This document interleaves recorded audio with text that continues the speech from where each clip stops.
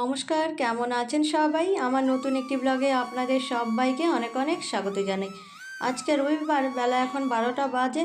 কালকে বললাম মাকে পূজা দিয়ে আজকে গঙ্গারামপুর থেকে রওনা দিয়েছি মালদার দিকে। মালদাতে কিছু ঐতিহাসিক স্থান রয়েছে, সেগুলোকেই দেখতে যাব। আগেকার কয়েকশো বছর আগে যে সুলতানরা ছিলেন, তারা সেখানে কি কি স্থান বানিয়েছিল সেগুলোকেই আজকে দেখতে যাব, যেগুলো আমাদের ইতিহাসের সাথে যুক্ত, হিস্টোরিক্যাল স্থানগুলো। তো প্রথমেই চলে এসেছি আমরা মালদার এই আদিনা মসজিদে। আর সেটা কিন্তু অনেক বড় একটা মসজিদ, আর কয়েকশো বছর আগের পুরনো একটা মসজিদ, আর অনেক বড়। এই ঐতিহাসিক মসজিদের ভিতরে ঢুকে এত সুন্দর লেগেছে, বাইরে থেকে দেখলে বোঝাই যায় না যে ভিতরটা এত সুন্দর। অনেক বহু বছর আগেকার, তো এর জন্য আস্তে আস্তে ভেঙে যাচ্ছে। আর এটা হচ্ছে ওই আদিনা মসজিদের মেন গেট। এখানে কোনো মোবাইল ফোন অ্যালাউ নেই, সব বাইরে রেখে তারপরে যেতে হবে।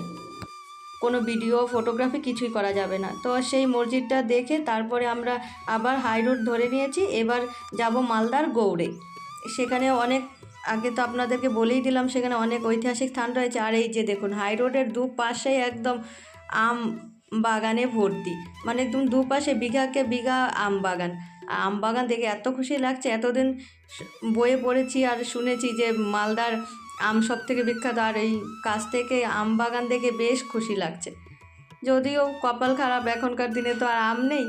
যদি আম থাকতো তাহলে আরও বেশি ভালো লাগতো, আম কিছু নিয়ে যেতাম এখান থেকে। তো যাই হোক, এরপরে চলে এসেছি গৌড়ে। আর এই যে গৌরাঙ্গ মহাপ্রভুর এখানে মূর্তি বানানো। আর এই পাশ দিয়ে যে রাস্তাটা গেছে, ওইটাই মন্দিরের রাস্তাটা। আর এখানে এসে আরেকটা জিনিস দেখলাম, যে এখানে খুব মাটির বাড়ি, টালি দেওয়া, উপরে টালির ছাউনি আর মাটির বাড়ি, বেশ কিন্তু ভালো লাগছিল দেখতে। ছোট ছোট বাড়িগুলো একদম মাটি দিয়ে বানানো, আর একদম সুন্দর ল্যাপা মোছা, বেশ ভালো লাগছিল। আর এই আমরা বিকালবেলার দিকে যেহেতু এসেছি, দেখি না সুন্দর কীর্তনও হচ্ছিল এখানে। তারপরে এই যে সবাই একটু লাইন দিয়ে দিয়ে গৌরাঙ্গ মহাপ্রভুর সামনে ছবি তুলে নিলাম। আর আপনারা যদি এখানে ঘুরতে আসেন তাহলে একটু সকাল সকাল আসবেন, কারণ অনেক জায়গা রয়েছে এখানে ঘোরার। আর 4টার পরেই তো সব বন্ধ করে দেয়, তা সেই জন্য ওই 4টার আগে আসবেন। মোটামুটি গৌড়টা ঘুরতে গেলে যদিও কম করে ঘোরেন, তাও 4 ঘন্টা 5 ঘন্টা লেগে যাবে। আর যদি একদম ধীরে সুস্থিরে ঘুরতে চান, একদম ভালো করে দেখবেন, জানবেন, শুনবেন, তাহলে সারাদিন নিয়ে আসাই ভালো। আর এটা হচ্ছে ফিরোজ মিনার, যেটা দেখতে পেলেন। তো এখানে আমরা থামিনি, কারণ অনেকগুলো স্থান রয়েছে। আর আমরা একদম বিকালের দিকে এসেছি, আর যেহেতু শীতের দিন সন্ধ্যাও হয়ে যাবে, সেই জন্য শুধু গাড়ি দিয়েই দেখছি আর কি, গাড়ি থেকেই দেখছি। আর যেগুলোতে নামতে হবে, না নামলে দেখা যাবে না, সেগুলোতেই নামবো। তো এই যে পাশ দিয়ে আম বাগানের মজা নিতে নিতে আম বাগান আর প্রচুর পুকুর, এখানকার যেই রাস্তা দিয়ে যাচ্ছি সেই দিকেই দেখি আম বাগান আর পুকুর। দেখতে তো বেশ ভালো লাগছিল। তো আমরা এই প্রথম এসেছি মালদার গৌড়, এর আগে কখনোই আসা হয়নি। তো ওই কিছুটা গুগলে দেখে, কিছুটা একে তাকে জিজ্ঞেস করে এক স্থান থেকে আরেক স্থানে যাচ্ছি, যে ওখানে কি আছে, ওখানে কি আছে। তো এখন আমরা চলে এসেছি ওই লুকাচুরি ঘরের এখানে, যেটা বহু বছর কি কয়েকশো বছর আগে এখানকার সুলতানরা বানিয়েছিলেন। তো এখানে যা বানিয়েছিলেন সব ওই আগেকার দিনের, আমাদের হিস্টোরিক্যাল সব স্থানগুলো এই গৌড়ে রয়েছে। আর হিস্টোরিক্যাল শুনে তো বেশ ভালো লাগছিল, যে আমাদের ইতিহাসের সাথে যুক্ত।